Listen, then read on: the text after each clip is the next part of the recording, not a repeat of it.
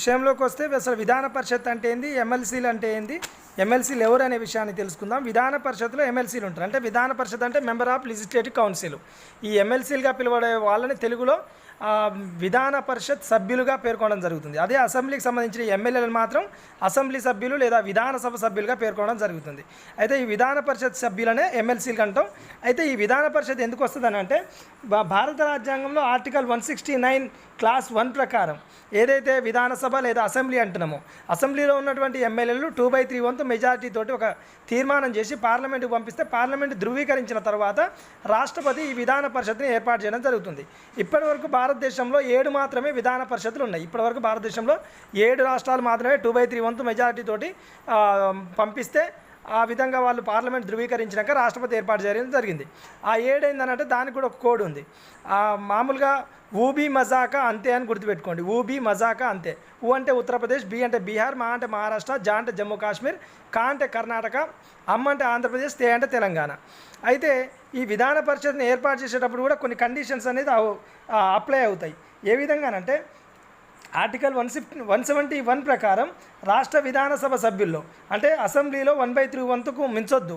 ఎమ్మెల్యేలలో 1/3 వంతు ఎమ్మెల్యేల కంటే ఎక్కువ ఉండొద్దు ఎమ్మెల్సీలు. అదేవిధంగా 40 కంటే తక్కువగా ఉండొద్దు.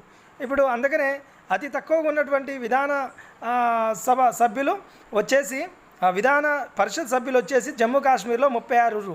అతి ఎక్కువగా ఉన్నటువంటి విధాన పరిషత్ సభ్యులు వచ్చేసి ఉత్తరప్రదేశ్లో 99 మంది. తెలంగాణకు మాత్రం 40. తెలంగాణలో ఉన్నటువంటి ఎమ్మెల్సీలు 40. అయితే ప్రధానంగా ఎమ్మెల్సీలని తెలుసుకోవాల్సిన అవసరం ఎందుకు వస్తుందనంటే రీసెంట్గా ఇప్పుడు ఎమ్మెల్సీ ఎలక్షన్లు జరిగినాయి. అంటే ఎమ్మెల్యేల ద్వారా ఎన్నుకునేటటువంటి ఎమ్మెల్సీ ఎలక్షన్లు జరిగినాయి. మరి ఎమ్మెల్సీ ఎలక్షన్లు ప్రధానంగా ఎన్ని రకాలుగా ఉంటాయి, ఎమ్మెల్సీ అనేది ఒకసారి చూద్దాం. అయితే జనరల్గా ఎమ్మెల్యేలను అయితేనేమో మామూలుగా ఎన్నికల ద్వారా మనమే ఎన్నుకోవడం జరుగుతుంది. సర్వసాధారణంగా ఓట్లు వేస్తున్నాం, వాళ్ళు గెలుస్తారు, ఇదంతా తెలిసిందే. కానీ ఎమ్మెల్సీలను మాత్రం ప్రధానంగా 5 రకాలుగా ఎన్నుకోవడం జరుగుతుంది. ఆ 5 రకాల్లో ఏ విధంగా ఎన్నుకోవడం అనేది ఆల్రెడీ కాన్స్టిట్యూషన్ ఆఫ్ ఇండియాలో భారత రాజ్యాంగంలో పొందుపరచడం జరిగింది. మామూలుగా 5 పద్ధతులు 171 క్లాస్ 3లో వీటి గురించి పేర్కొనడం జరిగింది. 171 క్లాస్ 3 అంటే దాంట్లో కూడా ABCDE రూపంలో 5 అన్నాం కదా.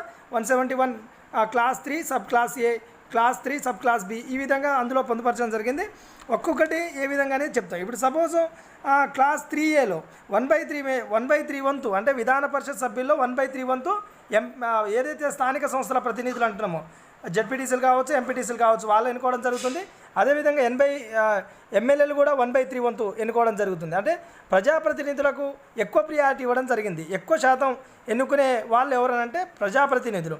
ఎంపీటీసీలు, జెడ్పీటీసీలు కావచ్చు, ఎమ్మెల్యేలు కావచ్చు, వాళ్ళు 1/3, వీళ్ళు 1/3 మందిని విధాన పరిషత్ సభ్యులను ఎన్నుకుంటారు. ఇక ఉపాధ్యాయులు, పట్టభద్రులు మాత్రం ఇద్దరు, వాళ్ళు 1/12, వాళ్ళు 1/12. వీళ్ళకి కొంత తక్కువ ప్రియారిటీ ఇవ్వడం జరిగింది. గవర్నర్ మాత్రం 1/6 ఎన్నుకోవడం జరుగుతుంది.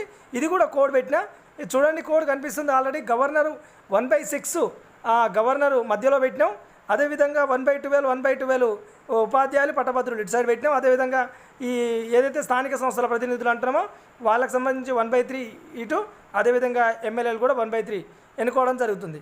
ఇది దీనికి సంబంధించింది. ప్రధానంగా ఈ మధ్యన వచ్చినటువంటి ఎలక్షన్స్ ఎమ్మెల్యేలు ఎన్నుకున్నటువంటి ఎలక్షన్స్ కాబట్టి రేపు మీ క్వశ్చన్ దాదాపుగా ఎమ్మెల్సీలను ఎన్నో వంతు ఎన్నుకోవడం జరుగుతుంది. 1/6, 1/3, 1/12, 1/12 ఈ విధంగా అడగడం జరుగుతుంది. సో ఈ క్వశ్చన్ ఆ ఓరియంటేషన్లో చూడండి.